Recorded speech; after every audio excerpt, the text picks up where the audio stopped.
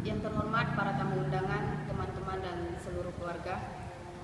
Ketika kami masih kecil, Yeye mengajak kami berjalan-jalan di istana memberi makan ikan di tepi kolam. Kami memberikan potongan roti dan melimpahkannya ke kolam. Dia suka mengajak cucunya bersepeda di taman. Makan siang di hari Minggu bersama Yeye sudah menjadi tradisi di keluarga kami. Suara dan canda tawanya membawa kebahagiaan untuk anak-anak, membahas masalah kenegaraan dan pertemuannya dengan pemimpin negara asing, baik yang kami kenal namanya ataupun tidak. Di kota yang sering terjadi perubahan ini, rumah kakek saya justru tidak pernah berubah.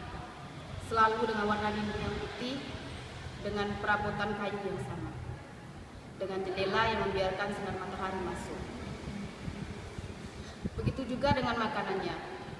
Makanan Singapura yang tidak jauh berbeda dengan yang dijual di pusat jajanan.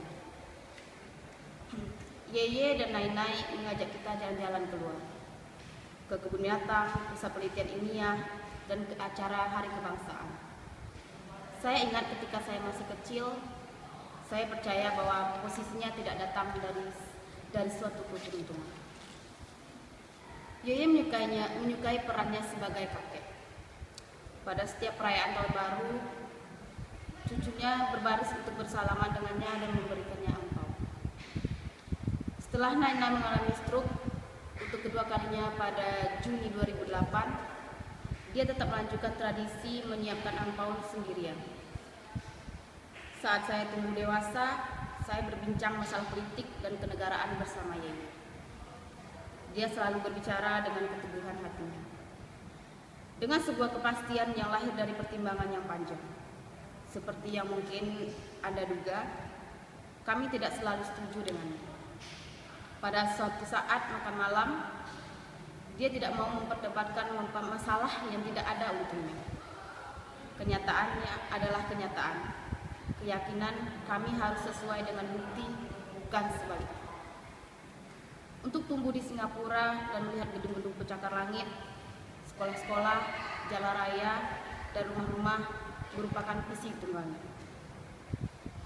Sejarah penuh dengan rencana total dari perubahan masyarakat. Republik Plato, ABCS, dan dapat peringkat ketiga, Gerakan Manifesto. Beberapa rencana berhasil dan menyebabkan banyak tumpahan darah daripada kebahagiaan. Sesuai dengan rencana yang berjalan, dia sosok yang penyayang dan manusiawi. Tujuannya untuk menciptakan kedamaian sesama masyarakat.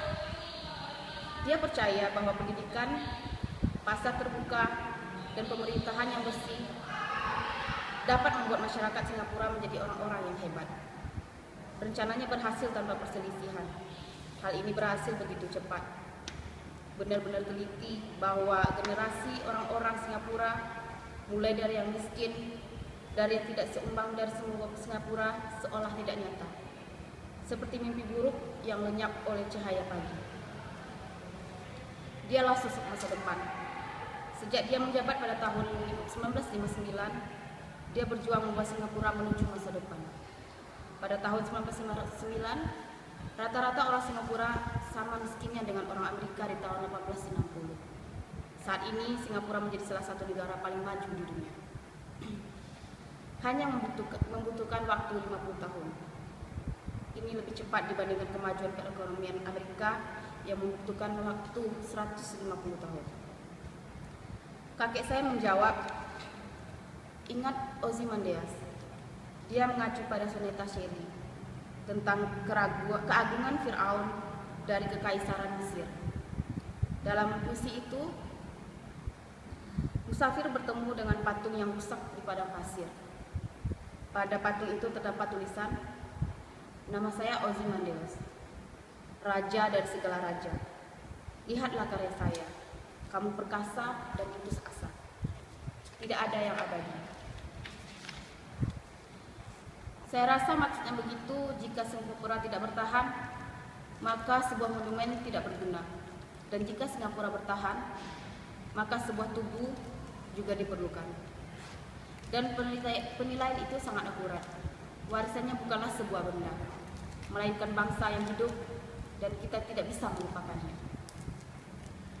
Sering disebutkan bahwa kakek saya telah membangun lembaga-lembaga yang hebat untuk Singapura.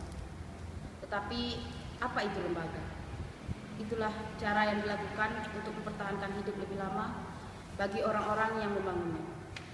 Sebuah lembaga yang kuat adalah lembaga yang sehat dan bisa bertahan. Ini tidak bergantung pada kepribadian seseorang. Ini merupakan hukum di atas aturan manusia. Dan itu adalah suatu aturan pengorbanan untuk membangun sebuah lembaga. Untuk membangun lembaga dan untuk menyerahkan kekuasaan, untuk menciptakan sistem yang tidak selamanya bergantung pada Anda. Kesempatan ini berlalu tanpa gangguan dan ketidakpastian yang menunjukkan bahwa dia berhasil dalam tugas ini.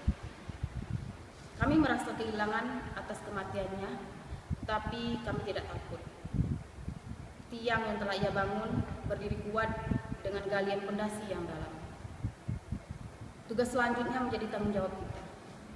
Saya pikir kakek saya selalu melihat generasi orang-orang Singapura bercampur dengan keraguan dan harapan.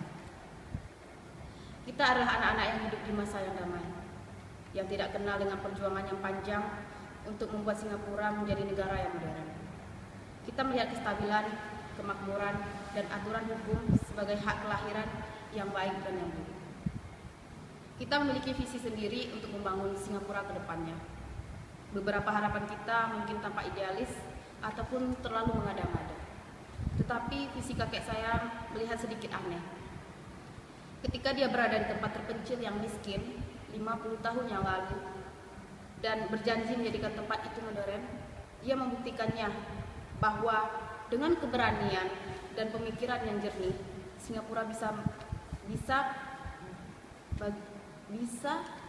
menjadi bagian dan menjadi cahaya bagi dunia. Yeye, kamu telah berjuang untuk merdeka, untuk mendapatkan hak masing-masing kita. Saya menemukan saat ini bahwa merdeka berakar dalam bahasa Belanda lama, yang berarti budak yang terbebaskan. Ketika Singapura terkatung-katung dari Malaysia, kamu diadopsi dari sebuah bangsa yatim piatu dan mengangkat kami menjadi anak-anak. Yeye, kamu memilih untuk mengabaikan kepentingan pribadi dan meninggalkan kehidupan yang nyaman untuk masyarakat Singapura memiliki kehidupan yang layak hingga anak dan cucu-cucunya. Singapura itu aman. Singapura adalah makmur. Singapura menjadi jasa beliau yang tidak terbayangkan. Yeye, kami akan berusaha membuatmu bangga. Majulah Singapura.